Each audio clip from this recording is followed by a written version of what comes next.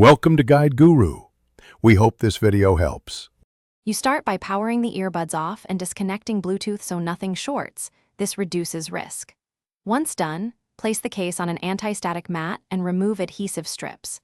Use a Torx T3 or precision driver to remove the two visible screws. Make sure to keep them organized. Next, insert a plastic pick into the lid seam and gently pry around the perimeter. You'll feel clips release. Go slowly to avoid cracking the plastic. Keep the earbuds out of the case while you work. Once the case is open, remove the inner frame screws and carefully lift the PCB with a spudger. You'll see the battery pack tucked under. Make sure to photograph the connector orientation before you touch anything for reference. Desolder the battery wires at the pads, keeping heat brief to protect components.